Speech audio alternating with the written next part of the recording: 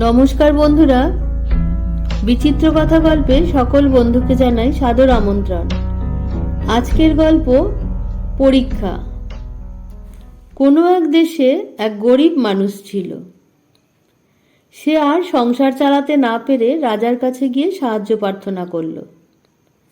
রাজা তার আবেদনের কথা শুনে বলল, তোমাকে আমি 4টে প্রশ্ন করব।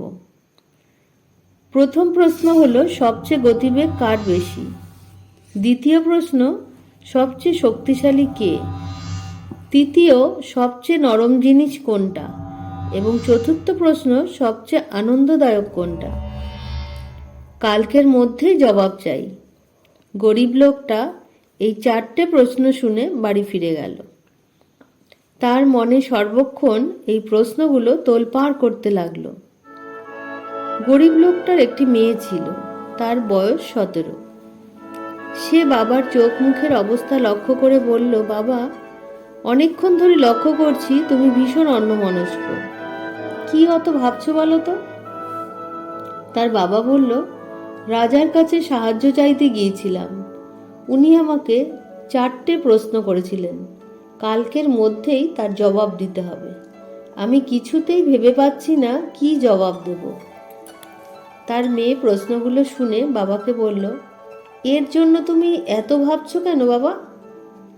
সবচেয়ে গতিবেগ বেশি হলো বাতাসের, সবচেয়ে শক্তিশালী হলো ভূমি, কারণ অত্যন্ত শক্তিশালী প্রাণীকেও একমাত্র ভূমি খাদ্য যোগায়। সবচেয়ে নরম হলো হাত, কারণ অনেক নরম বিছানায় শোয়ার পরেও হাত কোনো না কোনো সময়ে মাথার নিচে চলে যায়। এবং সবচেয়ে আনন্দদায়ক হলো ঘুম। অন্য কোনোভাবেই দুঃখের স্মৃতি সরিয়ে রাখা যায় না, কিন্তু ঘুমের সময় দুঃখ বেদনা কিছুই থাকে না। গরিব লোকটার পছন্দ হলো এই প্রশ্নের জবাবগুলো। পরের দিন সে রাজার কাছে গিয়ে মেয়ের কাছে শোনা জবাবগুলো রাজাকে শোনালো। জবাব শুনে রাজা তাকে বলল, আমার প্রশ্নের জবাবগুলো কি তুমি নিজে তৈরি করেছো, অথবা অন্য কেউ তোমায় শিখিয়ে দিয়েছে? আমার একটিমাত্র মেয়ে আছে, বয়স 17। সেই আমাকে এই 4টি প্রশ্নের জবাব জানিয়ে দিল, গরিব লোকটা বলল।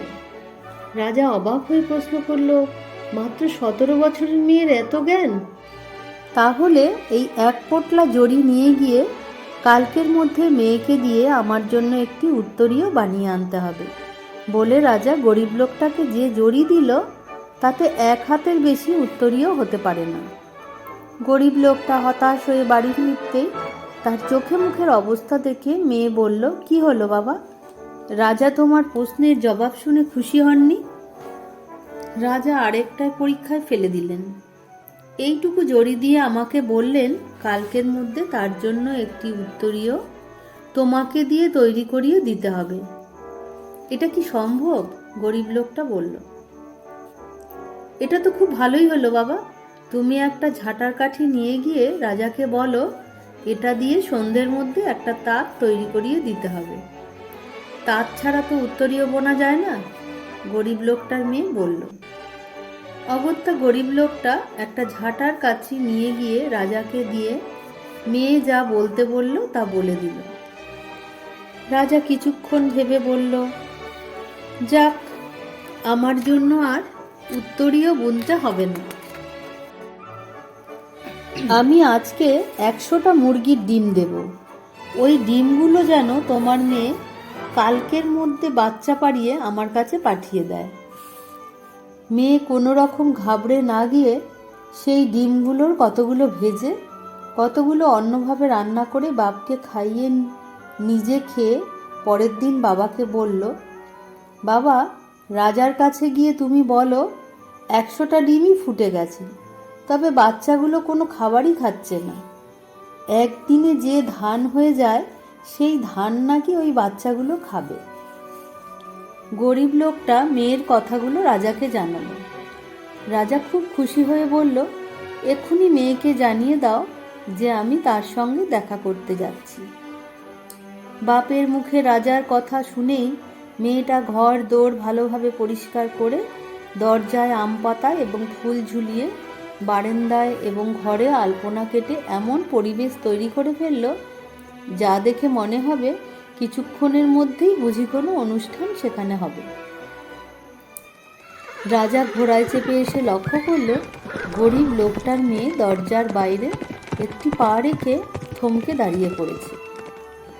ঘোড়ার পিঠে বসে থেকেই রাজা গরিব লোকটার মেয়েকে প্রশ্ন করল, তুমি ভালোভাবে ভেবে বলো তো, আমি কি ঘোড়া থেকে নেমে তোমাদের বাড়িতে ঢুকতে যাচ্ছি, না না নেমে সোজা চলে যাচ্ছি? গরিব লোকটার মেয়ে চাপা হাসি হেসে বললে, মহারাজ, আপনার সঙ্গে আমার আকাশ পাতাল তফাৎ। আপনার জ্ঞান বুদ্ধি সীমাহীন। আপনি কি বলতে পারবেন আমি বাড়ির ভেতরে যাব না বাইরে যাব? এই প্রশ্ন শুনে রাজা খুশি হয়ে গরিব লোকটার মেয়েটিকে বিয়ে করে তাকে পাটরানীর মর্যাদায় রাখলেন। আজকের গল্প এখানেই শেষ করলাম। আবার আসবো অন্য কোনো গল্প নিয়ে। আমার এই গল্প যদি তোমাদের ভালো লেগে থাকে বন্ধুরা, তাহলে অবশ্যই আমার চ্যানেলটাকে সাবস্ক্রাইব করে দিও আর লাইক ও কমেন্ট করতে ভুলো না।